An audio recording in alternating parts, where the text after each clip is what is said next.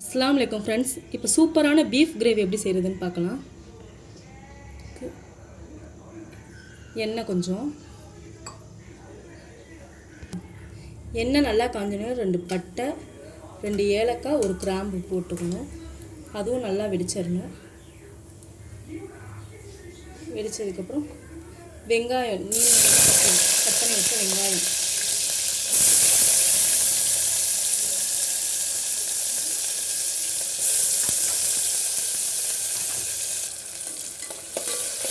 கொடுக்கணும்.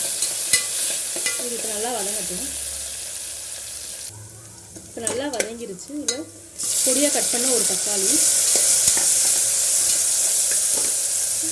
சின்ன வெங்காயம் அரைச்சது போட்டாலும் நல்லா நம்மளுக்கு கிரேவி கிடைக்கும்.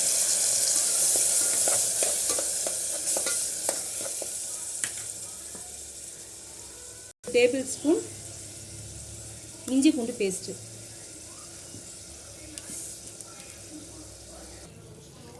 புதினா தலை, கொஞ்சமாக கொத்தமல்லி தலை, இது எல்லாத்தையும் போட்டு நல்லா வதக்கணும். கொஞ்சோண்டு மிளகாய்த்தூள், 1/4 டீஸ்பூன் மல்லித்தூள்,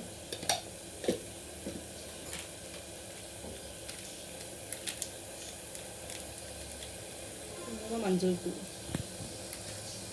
இதையும் போட்டு நல்லா மிக்ஸ் பண்ணிக்கலாம். மசாலாலாம் நல்லா வதங்கிருச்சு. இப்போ கறியை போட்டுருவோம். பீஃபையும் போட்டு அதில் போட்டு நல்லா ஒரு கிண்டிக்கணும். இது கூட கொஞ்சோண்டு தயிர்,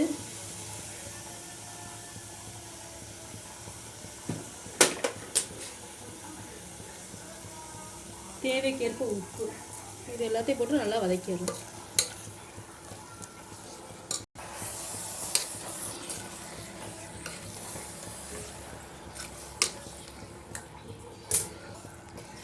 கறி நல்லா மசாலாவோடு வதங்கணும். நல்லா சிம்மில் வச்சு நல்லா வதங்க விடணும். இப்போ நல்லா வதங்கிருச்சு கறி. இதில் கொஞ்சமாக தண்ணி ஊற்றி வேக விட்டுருணும். கறிக்கு ரொம்ப தண்ணி ஊற்ற தேவையில்லை.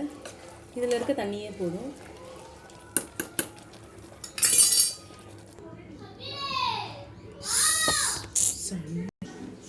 இப்போ குக்கரை மூடி ஒரு 4 விசில் விட்டுறணும்.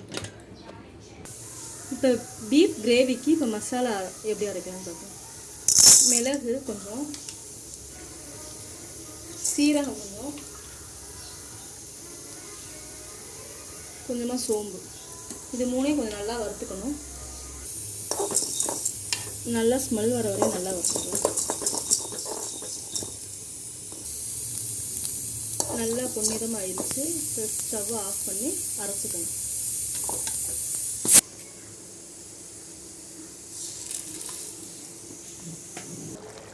இப்போ கிரேவி நல்லா வெந்துருச்சு. இப்போ தேங்காயும் கொஞ்சம் முந்திரியும் போட்டு அரைச்சி வச்சோம். அதையும் அதோட ஊற்றிக்கணும்.